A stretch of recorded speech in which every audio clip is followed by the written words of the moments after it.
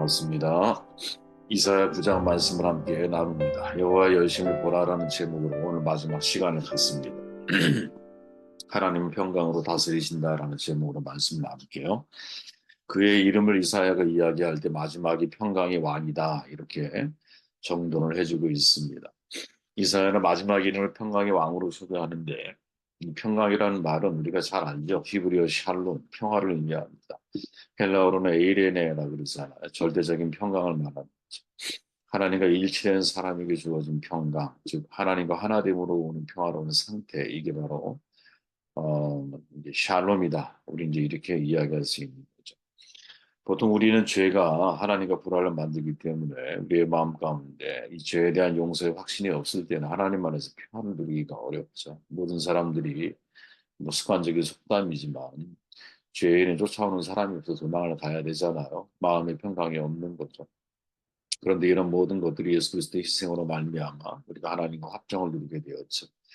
그 사실을 깨달은 사람 바로 사도 바울인데 고린도 서신에서 이렇게 말하잖아요. 그러지 누구든지 그리스도 안에 있으면 새로운 피조물이다. 이 새로운 피조물이라는 말을 잘 기억해야 한다고 그랬죠. 새로운 제2의 창조가 이루어진 겁니다. 이전 것은 지나갔으니 보라 새 것이 되었도다. 모든 것이 하나님께로 났으며 그가 그리스도로 말미암아 우리를 자기와 화목하게 하시고 또 우리에게 화목하게 하는 직분을 주셨으니 곧 하나님께서 그리스도 안에 계시사 세상을 자기와 화목하게 하시며 그들의 죄를 그들에게 돌리지 아니하시고 화목하게 하는 말씀 우리에게 부탁하셨다. 그리스도 안이라고 하는 단어가 가장 중요한 단어입니다. 사도 바울에게서 너무나 중요한 신학적인 관점이죠. 내가 그리스도 안에 있느냐. 그리스도 안에 있는 사람, 내게 주어져 있는 모든 은혜가 바로 이런 것이다. 그 중에 제일 중요한 거, 하나님이 화목하게 하셨다라는 거죠. 그리스도 안에서. 그렇게 그리스도 안에 있는 사람만이 사실은 절대적인 평강을 누릴 수 있다라는 것이 성경이 우리에게 강조하는 내용 가운데 하나입니다. 이사야서 전체적인 주제를 고려할 때 이사야가 말하는 평강은 과연 어떻게 만들어지는 걸까? 이사야서에 나와 있죠. 57장 19절에 보니까 입술의 열매를 창조하는 자, 곧 여호와가 말하노라. 먼데 있는 자에게든지 가까운 데 있는 자에게든지 평강이 있을지어다. 평강이 있을지어다. 내가 그를 고치리라 하셨느니. 내가 그를 고치리라 이게 되게 중요한 단어인데 즉 이사야는 하나님의 치료를 통한 평강을 강조하고 있다라는 거죠. 하나님이 치료하시는 분이에요. 그죠? 개인과 공동체 모두 치료하시는 분이죠. 그리고 그 치료를 통해서 평화에 이르게 만든다. 각종 인간의 질병과 재앙, 악함과 죄성, 이기심과 죽음, 하나님이 치료해 주셔야 되는 것이. 이런 모든 것들을 치료하셔서 우리를 진정한 평강이 무엇인지 평강의 자리에 이르게 만드신다. 우리는 잘 알죠. 광야 마라의 사건 기억하십니까? 나는 너희를 치료하는 여호와임이라. 출애굽기 15장에 있는 말씀이죠. 여호와 라파라고 말하잖아요. 치료하시는 하나님을 가리킵니다. 치유와 치료 여러분 다릅니다. 약간 둘 다 병을 낫게 한다는 의미에서는 같은 의미를 가지고 있지만 미묘한 차이가 있어요. 뭐 쉽게 말해보면 치료는 여러분 병을 고친다라는 데 방점이 맞춰 찍혀 있다면 치유라고 하는 것은 병을 스스로 낫게 한다라는 데 방점이 찍혀 있는 거. 다시 말하면 스스로 내가 그 병에서 내 자신이 이것을 이겨나갈 수 있는 상태를 만들어주는 자가 능력을 키워주는 거죠. 그죠? 이런데 여기에 방점이 맞춰져 있는 것을 치유한다. 치유라고 하는 단어가 거기에 맞춰져 있다면 치료라고 하는 것은 제3자, 외부의 사람이 나를 이제 뭐 치료의 과정을 통해서, 혹은 뭐 약을 통해서, 혹은 뭐 수술을 통해서 이제 제3자가 나를 이제 회복하게 만들어주는 것을 치료한다. 이렇게 말한다라는 거죠. 그러니까 내가 그를 고치리라라는 이사의 증언에 의하면 하나님의 치료에 의한 평강을 강조하고 있다는 거죠. 네. 이거를 우리가 좀 쉽게 이해해 보면 여러분 진정한 평강은 인간 스스로 만들어내는 것이 아니라는 거죠. 내가 나를 스스로 치료해서 평강에 이를 수 있는 아니라는 거예요. 이 평강이라고 하는 것은 하나님의 치료를 통해서 얻어지는 결과라는 거죠. 인간 스스로 만들어낼 수 없다라는 거예요. 하나님이 주셔야 돼요. 여러분 제 아무리 돈이 많다 할지라도 돈으로 여러분 편안은 살 수 있어요. 편안함. 더 안락하게 살 수 있을 거 아니야. 우리가 더 좋은 집에, 더 좋은 침대를 가지고 살 수 있을 거야. 그런데 평안을 살 수는 없는 거죠. 돈으로 인생의 재미는 살 수가 있을 거예요. 근데 진짜 내면에서 끌어오르는 기쁨을 살 수는 없는 거 아니겠어요? 예전에 H.O.T에 제가 그 방송 유의미하게 봤는데 멤버 중에 한 명이 스스로 사업을 하다가 굉장히 큰 돈을 벌었다 그래요. 근데 그때부터 자기 인생에 우울증이 찾아오고 돈을 많이 벌었. 뭔가 자기 마음속에 돈을 번 거에 반비례해서 마음이 편안하지가 않은 거야. 이 얘기를 방송 중에 나와서 하는데 참 유의미 있게 제가 마음속에 새겨본 적이 있어. 누구도 다른 사람을 살 수 있을 만큼 부유해서도 안 되고 누구도 자신을 팔아야 할 만큼 가난해서도 안 된다. 루소의 말이잖아. 인격의 가치는 돈으로 가격을 매길 수 없다라는 이 말을 기억해야 되거든요. 세상에는 돈으로 여러분 사고 팔 수 없는 것들이 많이 있어. 그러나 돈으로 살 수 있는 것들보다 살 수 없는 것들이 있잖아.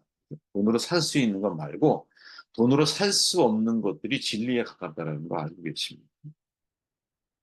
그렇게 진짜 우리가 인생을 살아갈 때 여러분 돈으로 살 수 없는 것들을 위해서 인생을 살아가는 것이 지혜라는 거죠. 이게 참 역설인데 참 역설적인 말이에요. 그죠? 야, 돈으로 살 수 있는 것 속에 사실 행복이 있고 기쁨이 있어야 되는데 돈으로 살 수 없는 것들 속에서 더 가치 있고 즉 진리에 가까운 삶의 진실에 가까운 것들이 훨씬 더 많다. 미국의 신학자죠. 피터 리브스가 돈으로 살 수 없는 19가지라는 글을 남겼잖아요. 물론 이 속에는 네덜란드의 속담이 포함되어 있어요. 내용을 이제 보면 참 한 번쯤 여러분 읽어볼 만해요. 돈으로 사람을 살 수는 있으나 그 사람의 마음을 살 수는 없고 돈으로 화려한 집을 살 수는 있어도 행복한 홈, 가정을 살 수 없고 돈으로 최고 좋은 침대를 살 수 있어도 달콤한 잠은 살 수가 없고 돈으로 클락 비싼 수억 원대의 시계 있잖아요. 살 수 있어도 타임, 그러면 시간을 살 수는 없고 돈으로 얼마든지 책을 살 수 있어. 근데 지혜를 살 수는 없고 돈으로 지위를 살 수 있어요. 근데 가슴에서 우러나오는 존경을 살 수가 없는 거예요. 좋은 약을 살 수 있거든요. 근데 건강을 살 수는 없고 블루드, 피를 살 수는 있어. 러브, 사랑을 살 수는 없고 아까 말했죠? 쾌락을 살 수는 있어. 근데 마음속 깊은 곳에 기쁨을 살 수는 없는 거예요. 음식을 살 수 있는데 식욕을 살 수는 없어.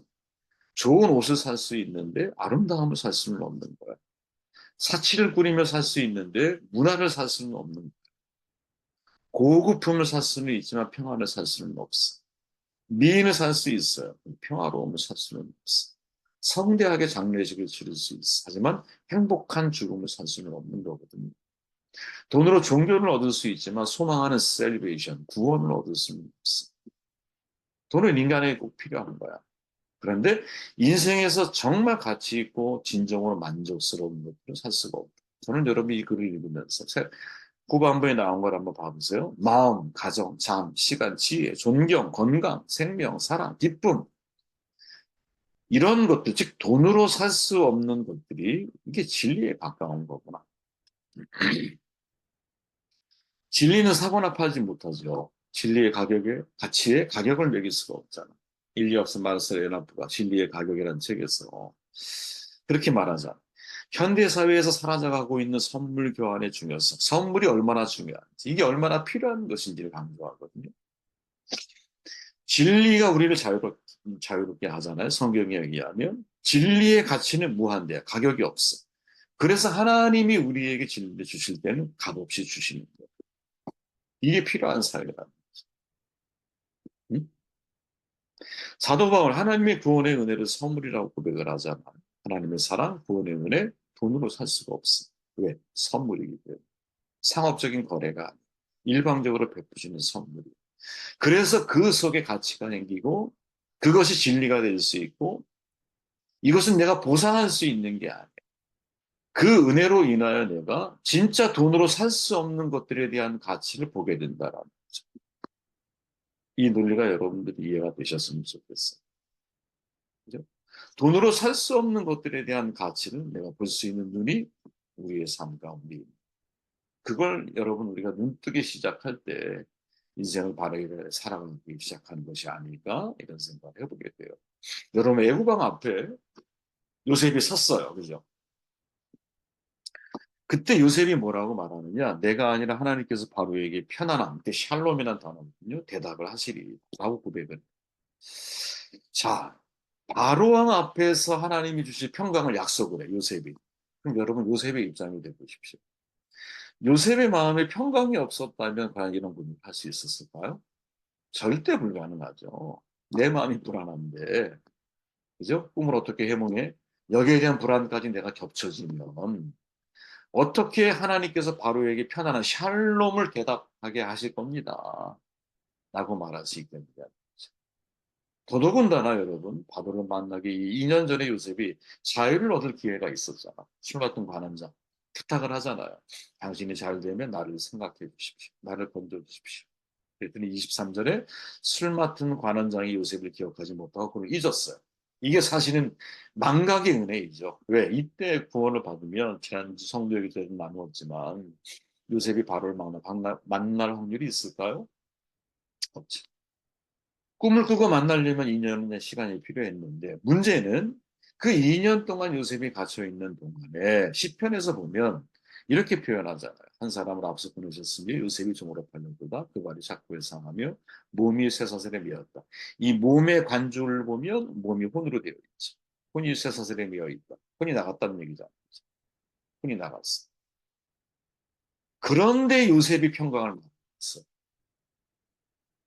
여러분 이게 정말 중요한 장면이죠. 그죠? 혼이 나아갈 사실 정도로 그 발이 착고에 매여서 몸도 쇠사슬에 매여 있고 혼이 나갈 정도의 시간을 보내고 있는데 마음의 평강이 있어? 여러분 이거 바로 이게 여러분 하나님이 주신 절대적인 평강이 나치 유라굴로 광풍에서 주께서 내 곁에 서서 말씀하신 이후에 사도 바울이 평강을 찾자. 그리고 256명의 사람들이 보이는 거죠 그때. 그리고 그들을 위해서 떡을 떼어 나눠주고 그들을 돌보는 일을 시작을 하죠. 어떻게 이런 일이 가능할까? 풍랑은 계속 일고 있는데 어떻게 이런 일이 가능할까? 절대적인 평강이 그의 마음을 사로잡고 있기 때문에 저는 하나님이 주신 이 에이렌의 평강이 어떤 것이 한번 맛본 것 같다. 정말 제 마음에 어린 시절 얘기지. 고등학교 때 이제 집이 너무 싫고 집에 들어가는 게 막 들어갈 시간만 되면 막 저도 모르게 가슴 심장 이제 쉴 새 없이 막 뛰는 그런 시간들이 있었어요. 청소년이죠. 근데 그때 제가 기도를 하면서 하나님, 제 마음이 이렇게 두렵습니다. 제가 성령을 고등학교 2학년을 체험했으니까 그때 이제 그런 기도를 드리는데 갑자기 정말 비둘기 같이 성령이 임재한다는 게 무슨 느낌인지 느낌상으로 제가 이해를 하는 누가 저를 싹 감싸는 거예요. 그러면서 그렇게 두근대는 심장이 탁 멈춰. 그러더니 아무리 두렵고 무서운 상황을 연출하면서 생각을 막 하고 또 지금까지 벌어졌던 두려운 상황들이 있었잖아요. 사실. 그런 상황들에 대한 생각 자체가 심장을 아주 하게 제가 멈춰. 아무리 두려운 생각을 해도 두려운 생각. 그때 제 마음속에 야 이게 에이레네. 이게 성경이 말하는 에이레네가 이런 거. 아무리 두려워하려고 해도 두려운 생각이 들지 않는 절대적인 평안에서 요셉의 마음이 이해가 되고요. 바울의 마음이 이해가. 하나님이 내 곁에 계심으로 인하여 절대적인 평강이 나를 지배하고 나를 다스리시는 거죠. 평강 하나님. 자, 사무엘상이 이 서신상 이사야 9장 9번째 책이 서신이에요. 사울과 어, 다윗의 이야기를 다루잖아요. 그죠? 사울과 다윗의 한 가지 차이점을 드러내는 장면이 있거든요. 사울이 사울을 살린 다윗이 사울에게 이렇게 외쳐요. 오늘 여호와께서 굴에서 왕을 내 손에 붙이신 것을 왕이 아셨을 것이니이다. 혹이 나를 권하여 왕을 주기로 하였으나 내가 왕을 아껴 말하기를 나는 내 손을 들어 내 주를 해치 아니하리. 그는 여호와의 기름 부음을 받은 자가 되리라. 나의 아버지여 보소서 내 손에 있는 왕의 옷자락을 보소서. 내가 왕을 죽이지 아니하고 곧자랑을 배웠은즉 나의 손에 악이나 적과가 없는 줄을 아실지니. 사울이 이 말을 듣고 감동해서 야 나는 너를 학대했는데 너는 나를 선대하는 네가 나보다 의롭다 이렇게 후회를 해. 그 재밌는 게 뭔지 아세요? 그 다음에 마음이 변심해서 또 다윗을 죽이고. 자, 다윗은 얼마든지 사울을 죽일 수 있었지만 죽이지 않는다. 반대로 사울은 변심해서 다윗을 계속 죽이려고. 다윗에게는 여러분 하나님 앞에서의 절대적인 평강이 있지만 사울에게는 하나님 앞에서의 평강이 없어. 늘 그 마음이 시기와 질투, 악령에 시달려. 평강이 없어. 두려움만 존재해. 이 왕위를 다윗이 빼앗아가면 어떻게 될까? 두려움만 존재해. 하나님의 나를 버리신 거에 대한 두려움만 존재해. 물론 그 외에 다양한 이야기들이 있을 거예요. 사무엘상에. 그런데 바로 그 사울과 다윗의 내면 세계를 놓고 보았을 때 한 사람은 하나님이 주시는 평강이 그 영혼을 지배하고 있고 한 사람은 하나님 없이 자기가 평강을 지키려고 하는 마음이 존재하고 있다는 거지. 우리는 어떤 인생을 선택하면서 살아가요. 하나님의 평강이 저와 여러분들의 마음을 다스리시면 절대적인 평강을 여러분